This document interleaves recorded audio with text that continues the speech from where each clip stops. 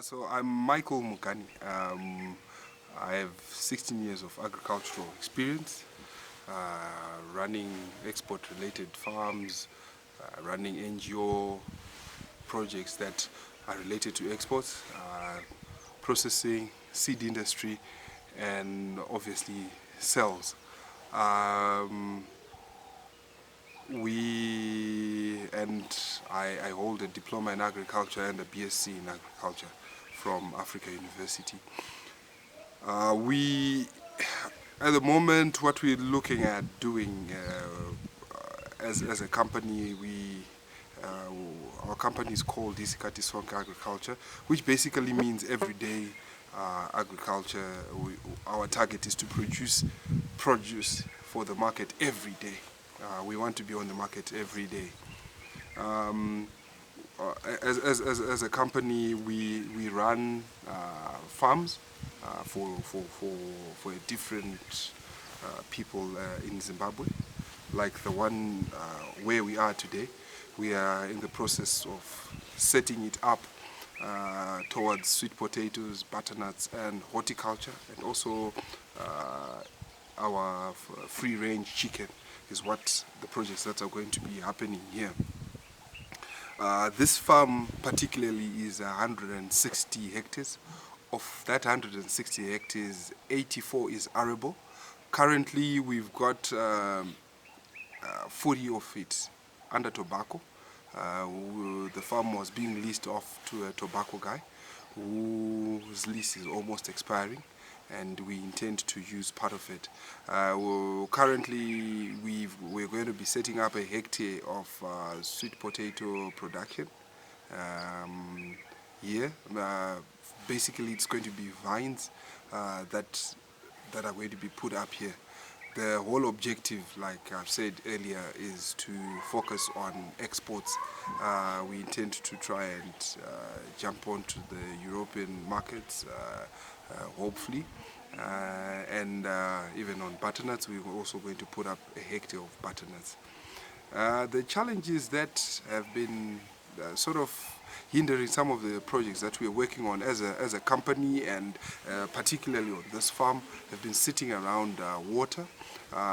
In terms of the irrigation, we've got this property here has got about 4 boreholes and perennial river running by, but all these things have not been capacitated. We intend to capacitate this progressively. Our idea was, as we grow, once we start selling, we then kick in to put in solar systems, as we all appreciate that we need to be sustainable, and solar is one way to be pumping our water and providing for some of the energy requirements on this farm. On a long-term basis, we as a business, we envision to try and make sure that the communities that we're working with participate in what we're doing here. We would want to set up a processing plant here at Shangri-La Farm that will sort of be doing value addition. Suppose if we were to do chia, we would want to clean and winnow the chia so that it becomes acceptable when it gets to the market.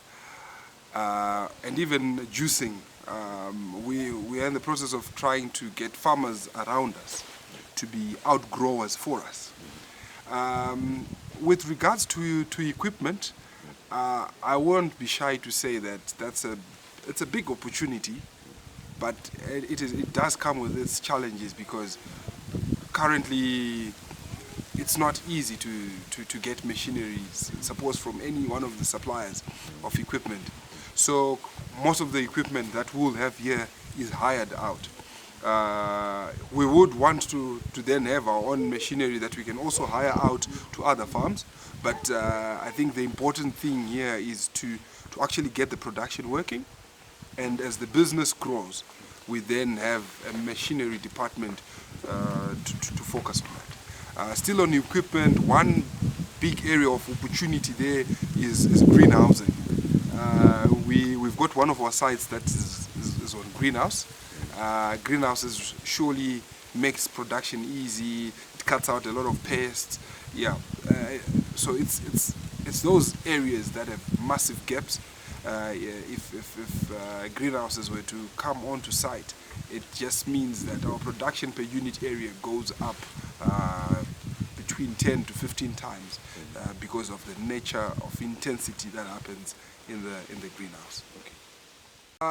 To all those that are venturing out into agriculture, agriculture is a lucrative place. But I would hasten to say one needs to have a clear plan. Agriculture is not just agriculture; it is a lifestyle. People need, if you're gonna live in agriculture, it means you're gonna have to invest in it. Like I've been telling the team that we have been walking around with today, that we have decided to put financial resource into agriculture in order for it to work. Yeah, you can have bad seasons, but you still have to come back. And I'll be first to say, before you look for money at the bank, first invest in it yourself. Put some money first, and then it must work.